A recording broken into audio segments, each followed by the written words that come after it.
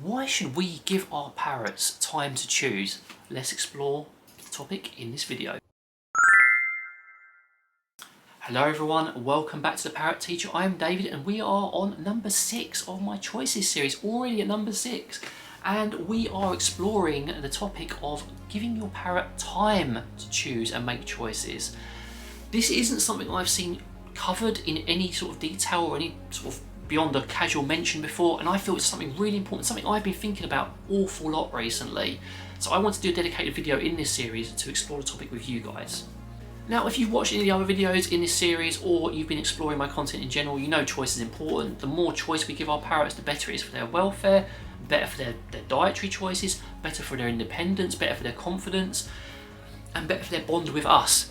But sometimes, and I know I'm guilty of this as well, we're all guilty of this one, we don't necessarily give our parrots enough time to choose. Sometimes, I'll use another human analogy because it's the easiest way.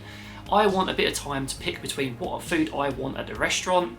I want a bit of time to pick which Warhammer model I'm going to buy. I want a bit of time to make a decision on what I want to do and what outcomes I want to create from my actions. And it's exactly the same for our parrots. They're very intelligent.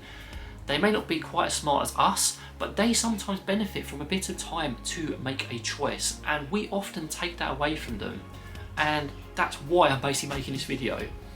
Something I've observed with our own parrots, and this is very common in diet conversion, is people offer a food and then they'll take it away, and there won't be enough time for that parrot to actually engage with that food or make the choice to eat it.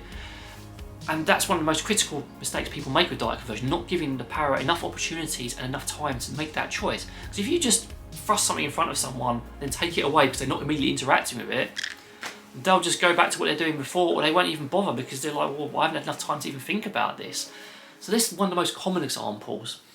When you're interacting with your parrot, giving them time to make a decision as well, make the right decision, is also very useful. With Scampy, it's very helpful. Sometimes he'll be on the back of the chair, he'll be posturing away. I'll give him a bit of time to calm down. I'll offer my hand. He may not want to step up on that immediately. Take it away.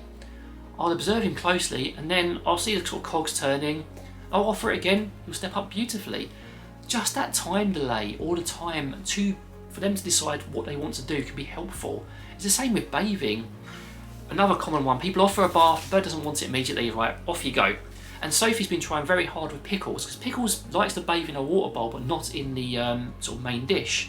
So Sophie will be very patient with Pickles, she'll take her time with it, and eventually Pickles will be like, you know what, I do fancy that. And it may take 5-10 minutes sometimes, it may not happen sometimes, but what's important is Sophie's offering Pickles that choice and giving her the time to make that choice, which is so valuable and so important, because eventually she makes that right choice and it reinforces it and it starts the cycle we want rather than the one of avoidance or problems. So those are two great examples, and I'm going to give you a few more as well because I think I want to really drive this point home.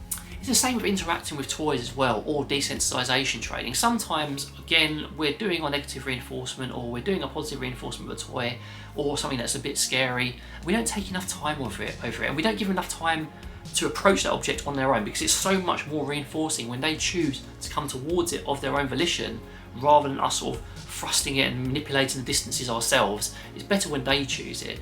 So if we give them that time, just say, okay, you know, that thing isn't that scary, maybe I'm not so worried about it, maybe I will approach it. Oh boy, it pays some big rewards there. It's so much better than the traditional way of doing it. It's still basically a form of the same techniques, it's just they're getting the choice in it.